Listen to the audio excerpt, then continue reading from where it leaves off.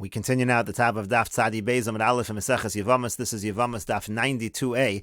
The Gemara continues that Rav Ashi seems to already have said the idea that we don't rely on rumors once. Why does he have to say it twice? Rav Ashi said, Kol kola de basar nisu, and anytime there's a rumor that arises after the woman already remarried, lo chashinan, we're not concerned with that. As Rashi says, Kagon Kohen shenasa isha, for example, let's say a Kohen marries a woman, v'achar kach yotzala kol grusha, o zona, and then there's a rumor that she's a grusha or a zona, we ignore that. So the same thing over here, when the woman already remarried and there's a rumor that her first husband is still alive, Rav Ashi already said that we would ignore something like that. And the Gemara says, no, Ma'u Detema, what might you have said? Hoel va'asoy lebeidina v'sharinon. Since she came to Bez and it was permitted, kikola dekame nisuin dami. Maybe that's like a situation of a rumor before marriage, v'titzar, and therefore it should be prohibited. Kamash malon, that we do not say that. Rashi over here says, kevan da'asoy lebezin v'sharinon la hoel v'hutzrcha lavo lebezin la'atira. In this case, she needed to come to Bezin to get a heter. Alma b'chai have misapkinon lei kodem nisuin. You see that there was already a suffix before she married. In other words, why is she coming to the Bezin to get permission? Because there's a real doubt whether the husband is alive or not. V'hilkach, and therefore, kamisha yatsa kol meosa shadami. Maybe we should consider it as if the rumor came already from that time, from before she remarried. And kamash malon. So that's what Rav Ashi is coming to teach us that no, it's not true. The rumor actually arose after she had actually remarried, and therefore we ignore such a rumor. And the Gemara continues at the two dots. The Mishnah said, Nisis al pi Bezdin teitze v'chulu. It says if she marries with the permission of Bezdin. So one of the things the Mishnah said is she does not need to bring a carbon because she had the permission of Bezdin to marry that second man. And the Gemara says, Amar Zeiri says, Leso lemasnisin midatani be midrasha. Our Mishnah, we ignored the ruling in our Mishnah because of what was taught in the Beis Medrash. The Tani be midrasha, because it was taught in the Beis Medrash. Horu Bezdin shashaka chama. Let's say the Bezdin issues a ruling that the sun had set. It's no longer Shabbos. Well, Vasov Zarchan, and then at the end, the sun was shining, and it was clear that it still was Shabbos. Ein zu hora elatos. So it said they learned in the Beis Medrash this is not considered a ruling of the court, it's just considered a mistake. In other words, they didn't issue a mistaken halachic ruling. This was just a mistake in terms of the metzias, in terms of what was actually happening, and therefore, in such a situation, since it's not a real hora of the Bezdin, so the individual would in fact need to bring a carbon against what our Mishnah said. Our Mishnah said she does not need to bring a carbon. The Tana Be Midrash is saying a carbon would be required. Rashi over here says, Horu Bezdin shashaka chama b'Shabbos v'hitiru lasos malacha.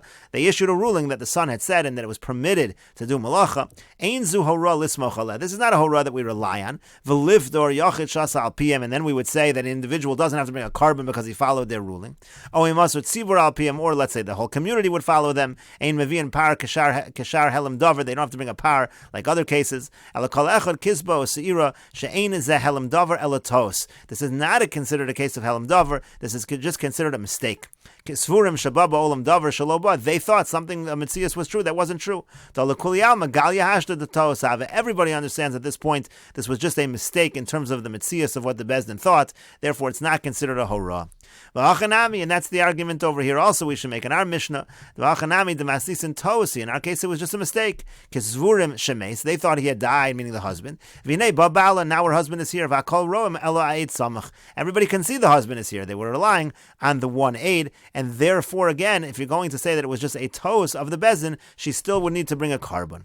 And the Gemara continues, Rav Nachman Amar, but Rav Nachman says, no, horahi, this actually is considered a legitimate ruling of the court. Amar Rav Nachman, and Rav Nachman says, Teda, you should know, horahi, that it's considered to be a legitimate ruling of the court, the Bechola Torah Kula, Eid Achad Lo Mehemen, because everywhere else in the Torah, 1/8 is not believed. V'hacha Mehemen, and here the 1/8 is believed. My time, and what's the reason for that? Lav Mishum horahi, isn't it because it's considered a legitimate hora of the Bezdin? Rashi over here says, Teda de horahi al yedei horas bezin hinisis, meaning he's arguing, Ravina is arguing that no, or Rav Nachman rather is arguing, she is marrying due to the hora of the court. V'alayu talia, it is dependent on the court. V'loa aid, she's not relying on the aid. Da b'chol Torah eid echad lo mehemen, because everywhere else in the Torah, an eid echad is not believed. V'hacha mehemen, and here he is believed. The Torah lo heminaso v'hem heminu. All of a sudden we're believing one aid, v'avdina na pumayu, and we're doing according to that, and so therefore it's clear, says Rav Nachman, we are relying on the hora, and therefore she should be pater from a carbon. And the Gemara continues, Amar Rava says, Teda de Tosu, I'll prove to you the other way. I'll prove to you that it really is a mistake. It's not considered a hora'ah of Bezdin. Why? De'ilu horu Bezdin b'chelev uvadam la'atera. For example, let's say the Bezdin would issue a ruling by chelev and dam and say that it was mutter. V'hadar chazu taim alisur. Then they would see that there's a reason really to say that it's prohibited. So kihadri va'amri la'atera. If they would go back and have some argument to say that it's permitted, lo mashkechinan lahu, we wouldn't listen to them in that case. We would say there was a ruling that it was usur, and therefore just not based on an argument that you should matter it would not be enough. But whereas in our case, where if one aid came and said Sharina, that it's permitted, she's permitted to remarry. Asu trei asarna, and then two come and say it's prohibited. So kihadar asaid achrina. But if another aid would come and join that first aid and say it's permitted, Sharina law, there we would actually say it's permitted. So why in this case of the aid are we able to go back and permit it again, but in the case of the chaylev we're not able to do that? My time, what's the reason? La mishum de tosu. Isn't it because we realize that in this case it all has to do with a mistake in terms of the metzias? If it's a mistake in terms of the metzias, so then we can go back and correct that mistake. And so you see, it's not really a hora, it's really just an issue of tos. And we'll take a look at Rashi over here. My time alav mishum dehorahi. That was the argument of Rav Nachman. Rav Nachman said, isn't it true that this actually is considered to be a hora? As Rashi explains, for example, in a situation where they issue a ruling that the chaylev is mutter and it's really not, obviously the case was that they made a mistake in terms of halacha. They relied on their own understanding, it was incorrect, but nevertheless that's considered to be a hora. Here also, aren't they relying on their halachic logic? They're saying every woman is very careful. We can rely on the one aid because we can assume the woman is going to be certain that her husband has died. So really it is a mistake in terms of hora. The halo daika vinsava, because it turns out she wasn't so careful when she remarried, and therefore if Nachman is saying it's exactly the same as chaylev, it should be considered a hora. And then Rava argued back, no, it should be considered a tos, because it's different than chaylev. And Rava gave an example, chazu taima tam muvak. Let's say again, they see some real reason, a clear reason why the chaylev should be aser. Now, if they have some other just argument that it should be mutter, but tam she'eno muvak, with a reason that's not muvak, it's not a clear reasoning. Mi mashkichin buhu, would we listen to such a reasoning?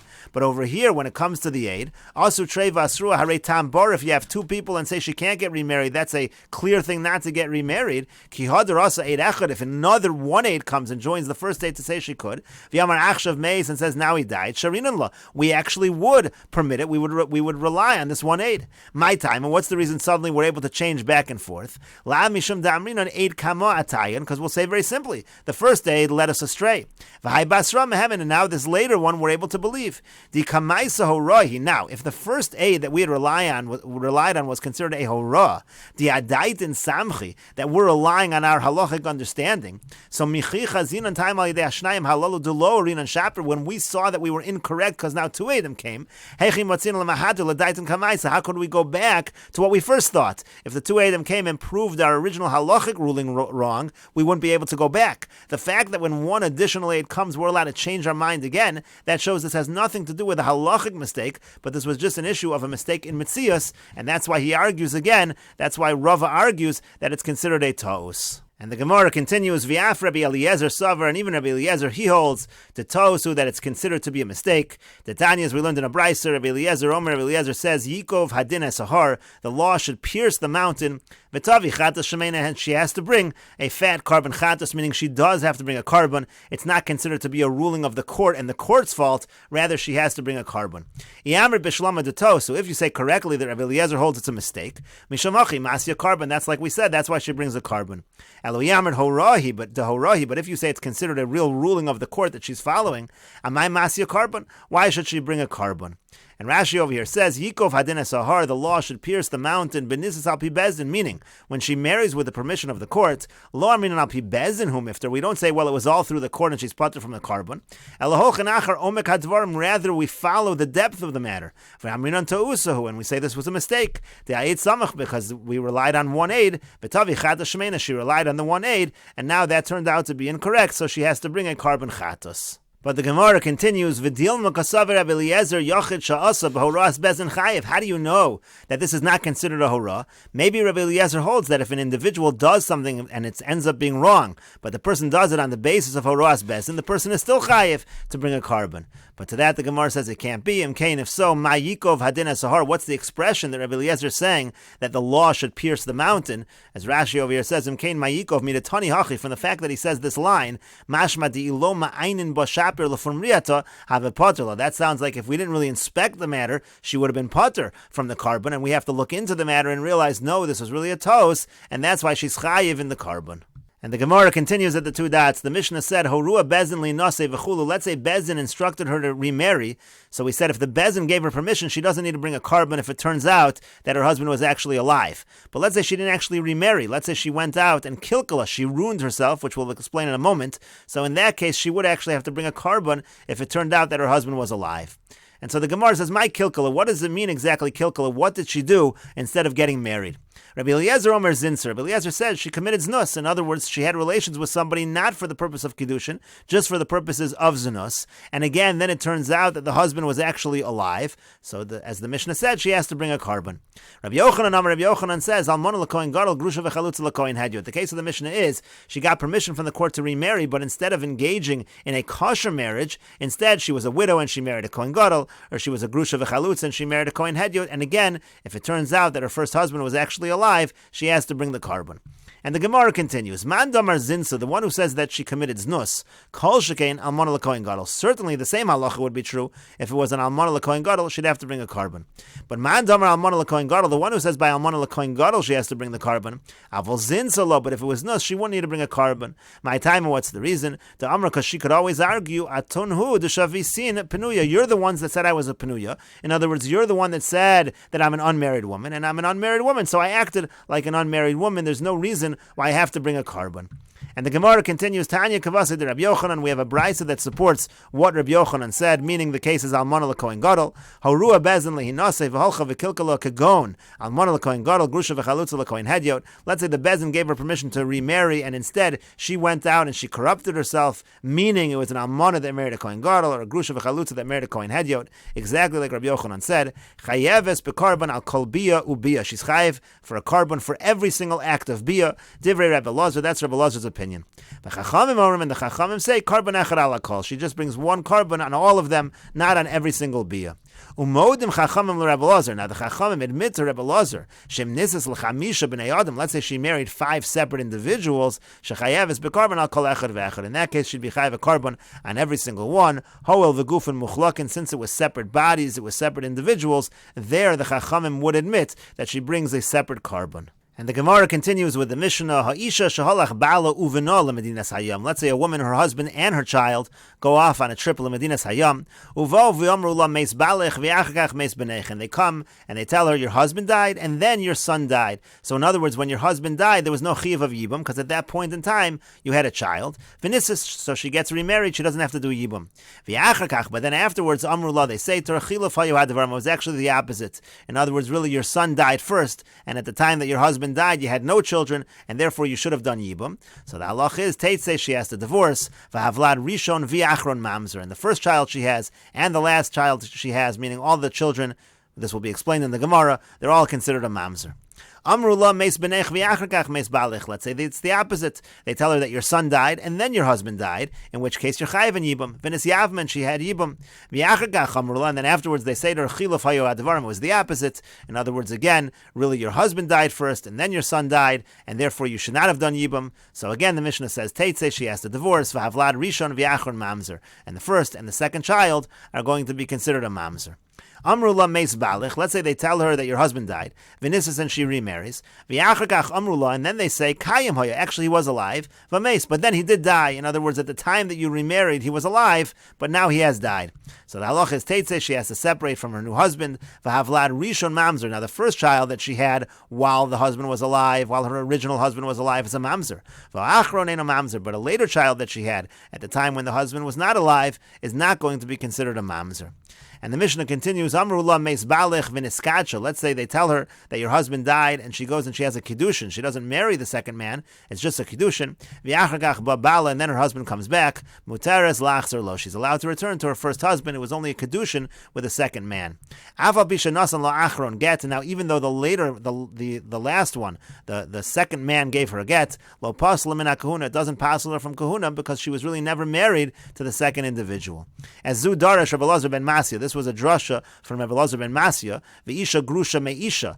A Kohen is not allowed to marry a woman who's divorced from her husband, v'lo me'isha eino isha, but not if it's a man who's not really her husband. In this case, the second individual is not really her husband because her first husband was still alive, and so therefore, even if he gives her a get after the kiddushin, it does not disqualify her from the kahuna. And we'll take a look at Rashi over here. It said in the Mishnah again, in the case where really she should have done yibum, and instead she ended up accidentally marrying someone else, thinking that she wasn't chayiv in yibum because she had a child already. So mamzer. So it said over there that the child is going to be a mamzer. Rabbi Akiva mesukma. We're about to say that this follows Rabbi Akiva to Amar yesh mamzer mechayiv lavin, because Rabbi Akiva says even if a person violates a lav, there can still be a mamzer from that relationship. So in this case again, where she thought there was no yibum because she thought that when her husband died she had a child, and therefore she married outside, that's only a violation of a lav. If a woman who's obligated in yibum marries someone else and doesn't do the yibum, that's a violation of a lav. The Mishnah is saying the child is a mamzer. That follows Rabbi Akiva's opinion again that yesh mamzer mechayve lavin. And the Gemara says, my rishon and my achron. What does it mean in the Mishnah when it says that the first child and the last child,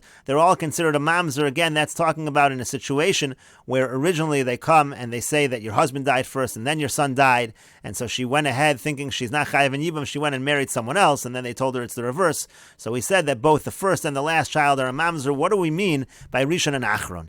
Ilema rishon lifnei shmua v'achron la'achar shmua. If you're going to say that rishon means before she heard that there was a mistake, and achron means she had a child after she realized that there was a mistake, after she heard that things had gotten mixed up, and really the son had died first and then her husband. But if that's the case, listen, havlad mamzer. Just say the child is a mamzer. What do you have to say? The first one and the second one are a mamzer. They're all a mamzer. In any situation, the child is going to be a mamzer. And so to that, the Gemara says, no, mishum dekaboy lemisni sefer. The only reason we say rishon and achron at the beginning of the Mishnah is because we're going to have to say rishon and achron at the end of the Mishnah. Because what was the Mishnah's end case? Amru la meis balich v'nisis. The case over there was they say to her, your husband died, and then she remarried. And then they say to her, kayim haya, he actually was alive at the time that you remarried. V'meis, but now he died, he actually is dead. So there it makes sense. Harishon mamzer v'achron eno mamzer. There we said that the first child, meaning the child that she had while her first husband was alive, that child's a mamzer. But a child she had after the husband had already died, that child is not a mamzer. So there, that statement makes sense. So Tananami Reisha, Rishon v'achron mamzer. That's why in the Reisha we say the Rishon and the Achron are mamzer, even though you don't need to say that in the Reisha. In the Reisha you could simply say that the children are considered mamzerim. And the Gemara continues, Tana Rabban and the rabbis taught Zu Divrei Rabbi Akiva. Like we just said when we read Rashi, our Mishnah is following the position of Rabbi Akiva. Shehayomer ein kiddushin tovsin b'chayvei lavin, because Rabbi Akiva held that kiddushin don't take effect by chayvei lavin. And so over here also you have a situation where she was a Yevamot who should have done yibum. Instead, she thinks that there's no yibum and she thinks she can marry someone else. That's chayvei lavin. And we're saying the child is a mamzer because it's like Rabbi Akiva says, ein kiddushin tovsin b'chayvei lavin. Aval chachamim omer, but the chachamim say, ein mamzer mi Yevama. There is no mamzer in a situation like this, a situation of Yevama. As Rashi over here says, ein mamzer mi Yevama shenisis l'shuk below chalitza. If a Yevama marries to the marketplace without chalitza, that's not a situation of mamzer. Hol v'les ole ala balab, because the case over there is just a lav. That's what the chachamim say. So the Gemara now clarifies, V'leima ein mamzer mechayvei lavin. These chachamim, why don't they just say there's no mamzer by chayvei lavin? Why do they say there's no mamzer by Yevama? And so to that, the Gemara answers, Hai Tana Hach Tana de Rabbi Akiva. This Tana over the Chachamim is actually what we call Tana de Rabbi Akiva. Diamar mechayvei lavin de she'er have mamzer, because they actually make a distinction. They make a distinction between different kinds of chayvei lavin.